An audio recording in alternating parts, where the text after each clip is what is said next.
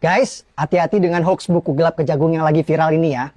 Kejagung kemarin sudah klarifikasi, konten buku gelap Kejagung itu hoax. Tidak ada dokumen Kejagung yang bocor. Jadi Kejagung sudah tegaskan, semua yang lagi diviralin itu tidak benar alias bohong. Pelindung Erick Thohir, Boy Thohir terlibat, ini hoax. Ada info baru nih, Pak Erick Thohir menemui Gubernur DKI Jakarta dan Wakil Gubernur DKI Jakarta untuk PSSI ingin menggunakan Stadion JIS Jakarta International Stadium untuk pertandingan Tim Nasional Indonesia dan pertandingan Piala Presiden. Memang bagus sih JIS ya, stadionnya vibes-nya kayak vibes. Teman-teman harus hati-hati dengan buku hitam atau buku gelap Kejaksaan Agung teman-teman yang saat ini beredar yang mengatakan bahwa Pak Erick Thohir terlibat dalam kasus korupsi Pertamina. Kemudian melibatkan kakaknya juga Boy Thohir teman-teman. Saya katakan ya itu adalah hoax, pembunuhan karakter. Kita takutnya teman-teman itu akan mempengaruhi dari segi mental Pak Erick dalam menangani timnas Indonesia atau PSSI. Jadi teman-teman jangan terbawa suasana, jangan termakan hoax itu teman-teman ya. Guys, hati-hati dengan hoax buku gelap Kejagung yang lagi viral ini ya. Kejagung kemarin sudah klarifikasi, konten buku gelap Kejagung itu hoax. Tidak ada dokumen Kejagung yang bocor. Jadi Kejagung sudah tegaskan, semua yang lagi diviralin itu tidak benar alias bohong. Jaringan terorganisir Riza Khalid, Kapolda Metro Karyoto sebagai pelindung Erick Thohir, Boy Thohir terlibat, ini hoax. Kapolda terima 25 miliar untuk amankan operasi mafia migas, ini hoax guys. Erick Thohir, Boy Thohir terima 50 miliar dari mafia migas, hoax. Logika aja, Rifa Siahaan dan kawan-kawan itu sudah bermain dari tahun 2018 sebelum Erick Thohir jadi Menek BUMN. Kalau mau curiga ya sama Menek BUMN periode 2014-2019, siapa tuh? Karena mega korupsi Pertamina sudah dilakukan jauh sebelum Erick Thohir menjabat.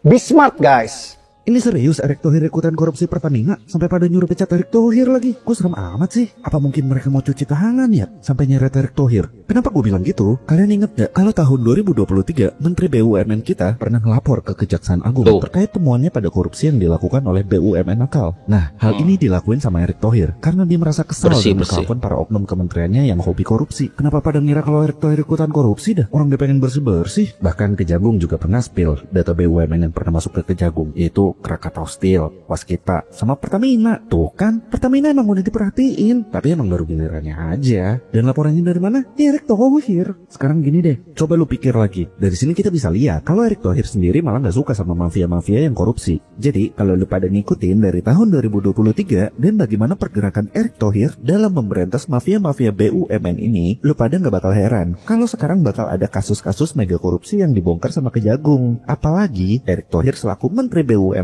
dan Burhanuddin selaku Kejaksaan Agung sama-sama di bawah pemerintahan Prabowo yang punya misi yaitu memberantas korupsi tanpa pandang bulu. Ya pastinya mereka selalu kolaborasi dong. Terus pertanyaannya sekarang, kenapa banyak berita beredar tentang Erick Thohir yang terlibat kasus korupsi Pertamina, Min? Gak usah Epe, tuh lihat presiden lu, program makan bergizi gratis aja ada oknum yang gak setuju. Padahal program mulia, ada aja yang komen. Jadi, kedepannya lu pada harus bijak dalam menerima informasi. Udah gede, asal bunyi aja. Waduh. Kasus korupsi PT Pertamina Patraniaga yang merugikan negara hampir 1.000 triliun menjadi sorotan publik. Masyarakat dibuat kaget dengan kasus korupsi besar ini. Bisa-bisanya minyak RON 90 diolah menjadi minyak RON ke-92.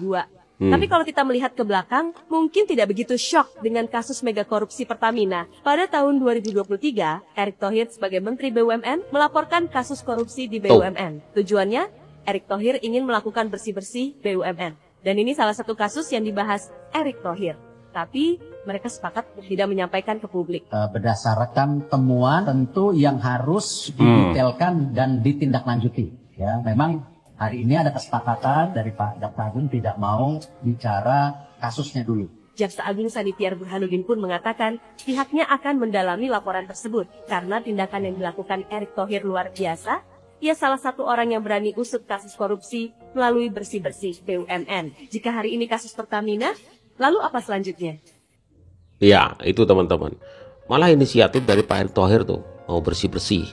Ya, kotoran-kotoran tikus-tikus maling-maling di BUMN itu Pak Erick Thohir teman-teman. Dan juga korupsi dari Rifa Siahaan CS itu dari tahun 2018. Waktu itu Menteri BUMN-nya siapa? Bukan Pak Erick Thohir, guys. Bukan Pak Erick Thohir. Ya, di sepak bola aja dibersihkan tuh. Ya, mafia-mafia dibersihkan.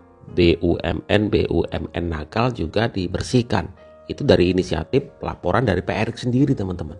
Jadi kita semua jangan termakan hoax, di mana ada buku hitam Kejaksaan Agung, daftar hitam di mana terlibat Pak Erick Thohir dengan saudaranya Boy Thohir. Itu semata-mata untuk mengalihkan isu, teman-teman ya. Mereka semua para mafia ingin berkelit dari pemberantasan ini, teman-teman. Jadi kita harus hati-hati. Kembali kita ke sepak bola, teman-teman. JIS ya.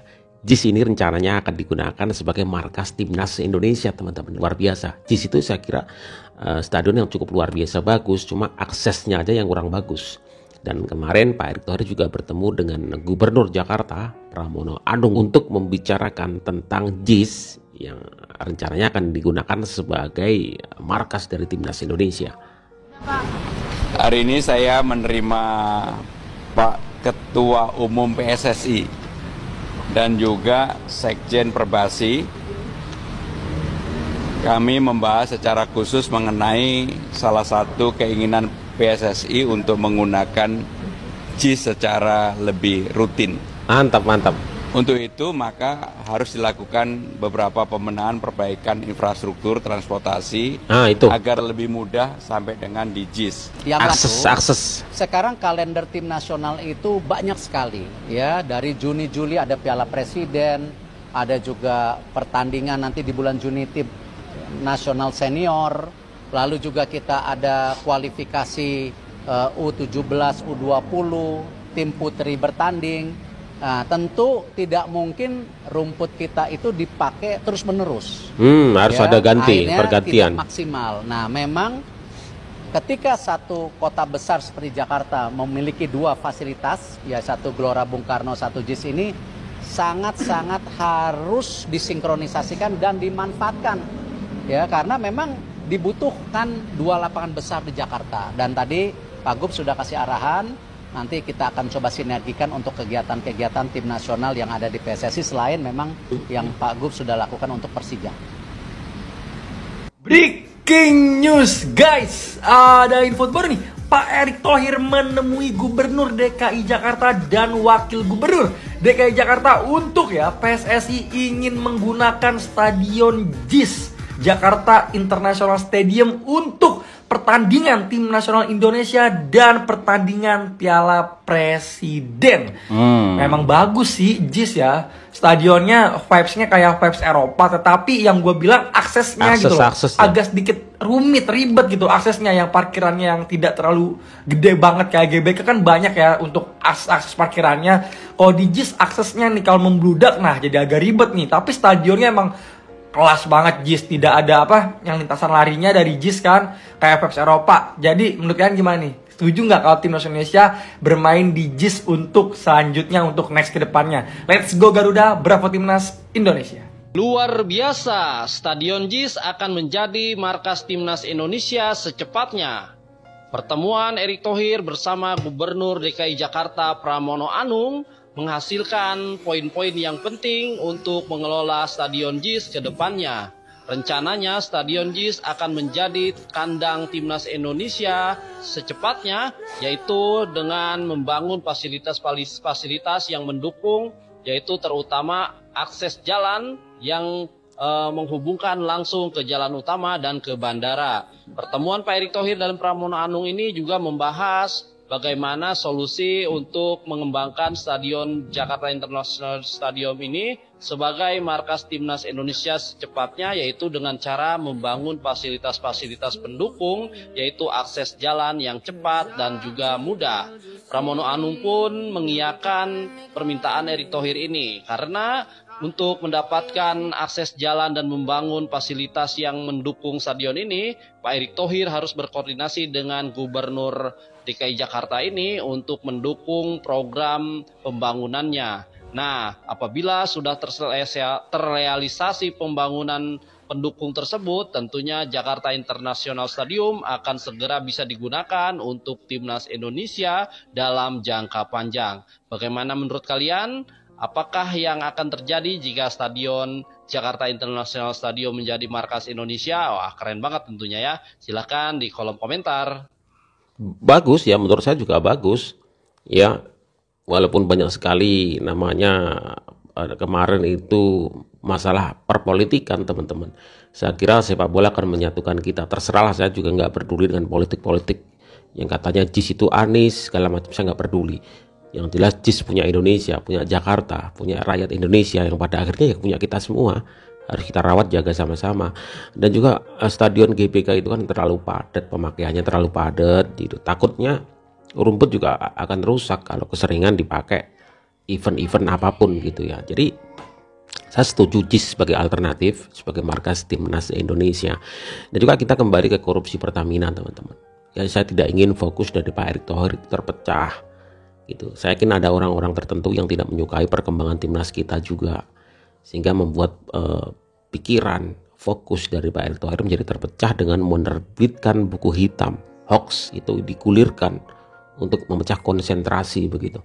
Jadi kita sebagai pendukung timnas Indonesia harus terus support nih apa langkah-langkah Pak Erick Thohir di mana dia memberantas mafia sepak bola, memberantas korupsi di BUMN. Kemarin saya bahkan bilang harusnya Pak Erick Thohir itu fokus ke sepak bola aja lah. Tetapi kalau Pak Erick bisa dua-duanya fokus juga nggak masalah. Sama-sama di dua tempat itu membasmi korupsi dan juga mafia. Bagi saya juga nggak masalah kalau Pak Erick bisa membagi waktu itu semua. Tapi ya dengan resiko banyak sekali fitnah, banyak sekali hoax yang akan terus ditujukan kepada Pak Erick Thohir untuk menjatuhkan Pak Erick Thohir teman-teman. Jadi kita harus ya kita support timnas kita, support PSSI, support ketumnya supaya timnas kita lebih jaya ke depannya. Apalagi kita menyongsong round 3 ya teman-teman, menghadapi Australia, Bahrain, Cina. Perlukan fokus yang sangat luar biasa ya. Pengendalinya, PSSI-nya, panitianya semua harus fokus. Jadi teman-teman tetap dukung timnas Indonesia. Assalamualaikum.